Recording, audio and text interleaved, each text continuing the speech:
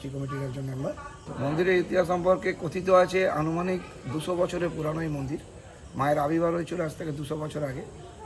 মায়ের বুদ্ধিমাতা নাম দুরকমভাবে আমরা জানি এবং দুটো মতেই আমরা বিশ্বাস করি, যেহেতু এর সঠিক কোনো সত্যতারে পাইনি জন্য দুটো মতেই আমরা বিশ্বাস করে থাকি। একটা যেটা আমরা পাই যে তৎকালীন আজ থেকে 200 বছর আগে তখন এখানে তো পুরো বন জঙ্গল ছিল এবং গ্রাম অঞ্চলে এখানে কোনো ডাক্তার কবিরাজ বলে কিছু ছিল না এবং তখনকার দিনে কথিত ছিল রাজবৈদ্য তারাই রোগ সারাতো। সেই বৈদ্য থেকে বুদ্ধি এসেছে যে এখানে কারোর অসুখ বিসুখ করলে, কোনো বাড়ির কোনো মানুষের অসুখ বিসুখ করলে মায়ের কাছে নিয়ে এসে ফেলতো এবং মা স্বপ্নে যা ওষুধ দিত সেই ওষুধেই সে নিরাময় হতো। সেই থেকে একটা বুদ্ধি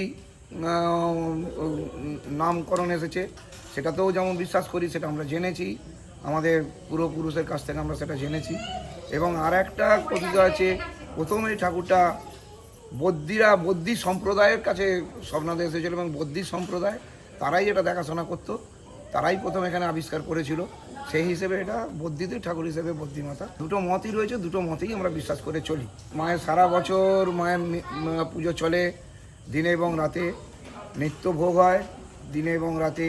দিনে অন্নভোগ হয় মায়ের এবং রাত্রে তো আপনারা দেখতেই পাচ্ছেন, রাত্রে আরতি আপনারা ভিডিও করলেন, আপনারা দেখতেই পাচ্ছেন রাত্রে মায়ের শীতলের লুচি, সুজি, পায়েস, 5 রকম ভাজা এই ভোগ হয়। এছাড়াও মানসিকের ভোগ হয়, যারা মানুষ মায়ের কাছে কোনো মানসিক করে যায়, তার কোনো কিছুর জন্য কাজের জন্য তার যদি সফল হওয়ার পরে সে ভোগ দিচ্ছে, বা প্রতি বছরে পার্টিকুলার কোনো দিনে মায়ের কাছে ভোগ দেয়, এরকম অনেক মানুষ আছে মায়ের কাছে নির্দিষ্ট কোনো দিনে মায়ের কাছে ভোগ দেয়।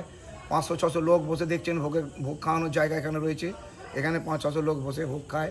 মায়ের ভোগের ঘর ওখানে আছে, ওখানেই ভোগ রান্না হয় এবং ভোগ খাওয়ার জন্য কোনো রকম মূল্য লাগে না, এখানে কোনো কুপন কাটতে হয় না, একদম বিনামূল্যে প্রত্যেককে বসে পেট ভরে ভোগ খাওয়ানো হয়।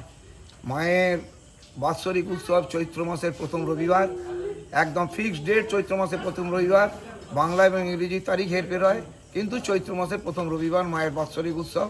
প্রতি বছর হাজার হাজার লোক এখানে, অনেক দূর দূরান্ত থেকে লোক আসে, হাজার হাজার লোক এখানে প্রসাদ নেয়, ওখানে টেবিল করে দেওয়া হয়, টেবিলে ওখানে দাঁড়িয়ে ভোগ বিতরণ করা হয়। অসংখ্য ধন্যবাদ মন্দির সম্পর্কে এত কিছু তথ্য আমার দর্শক বন্ধুকে দিয়ে দেওয়ার জন্য। ধন্যবাদ।